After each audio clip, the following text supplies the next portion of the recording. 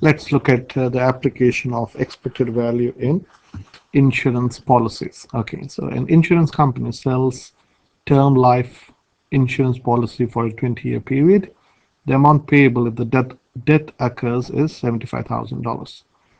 The company's actuary has calculated that the probability of death for a 30-year-old man over the next 20 years is 0.017, and that a suitable premium is 2,000. What is the insurance company's expected gain if it sells one of these policy to a 30-year-old man? So let's understand what this story is about. So now this is, say, a 30-year-old man,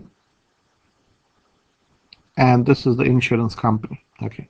Now, what is a life insurance policy? So let's understand what it means. Now, this life insurance policy is a contract between a policy holder. Suppose here this is a policy holder. Suppose this person is interested to, this person is the person who bought the life insurance. So the contract goes like this. This person promises to pay, say, $2,000, which is the premium here, 2,000 as premium to this company, and say I am insuring myself from death. So what does that mean? So this amount is the cost or the charge that the insurance company takes from this person, and this insurance company promises, what does it promise? It promises in return that if death happens,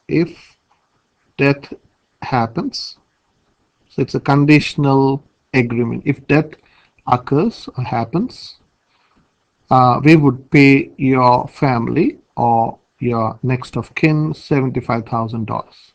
And if death doesn't happen, this amount would not be refunded. So this is a contract between this 30-year-old man and this insurance company. Okay, so let's understand the maths behind it. So the insurance company does do maths before calculating the premium. Okay, so what are they saying? The probability of death. So let me write probability of death. If the probability of this person dying within next 20 years, or actually this is a term insurance policy, so this is only for 1 year. So once you pay the premium, the contract runs for one year, and if that death happens, you have to, the insurance company pays $75,000. So the probability of death of this person is 0.017. 0.017. So if the probability of death is this, the probability that a person would be alive would be 1 minus this number, this probability, 1 minus 0.017. I hope you understand that, because 1 is a certain event and this is a probability of the person dying. So let's use the calculator. So this is 1 minus 0.017, which is 0.983. So the probability that a person is alive, or that person is alive, is 0.983. Okay, now what is gain for the, let's talk about gain for the insurance company. We're talking about the gain for the insurance company. So the person, okay, the gain would be, there are two types of gain. If the person is alive, okay, the gain would be the total $2,000. The gain would be $2,000. And if the person dies, okay, if it's death, it would be negative gain. So you would have, you have already charged the premium, and you have to pay the insurance amount, which is $75,000. So the gain is minus $73,000. The gain is, so there are two scenarios here. One is you gain the $2,000 if the person is alive, or you lose $73,000 because this is the premium amount, take away the insurance amount.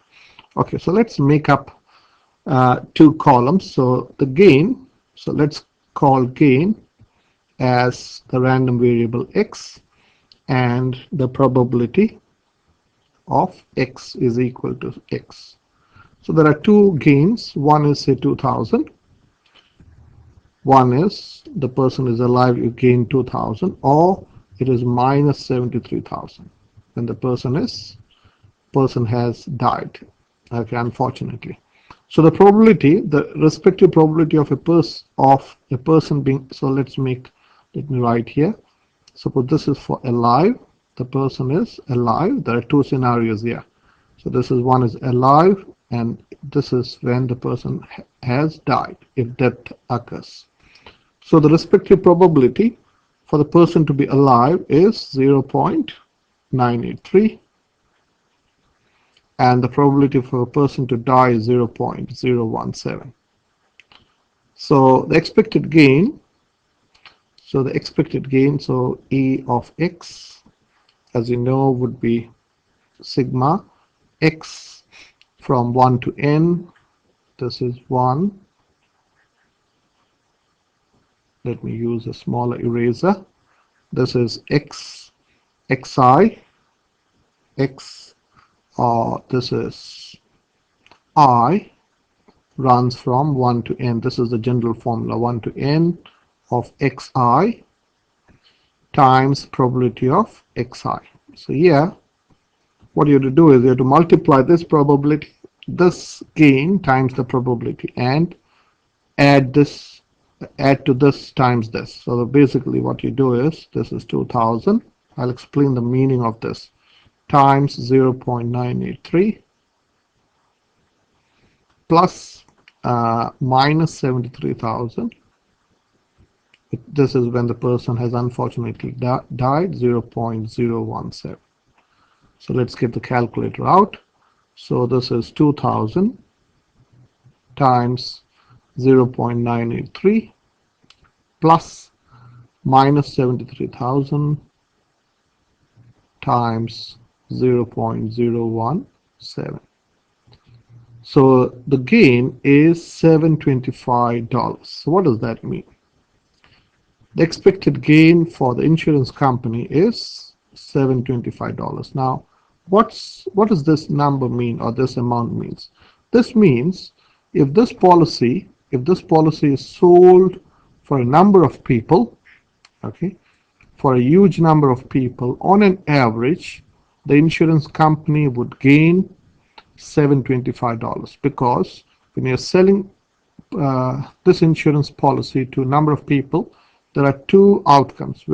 One is the person is alive, or the other possibility is the person dies. So if you, over a long period of time, if it's sold for a number of people, say for thousands of people, on an average, you can say the insurance company would gain $725.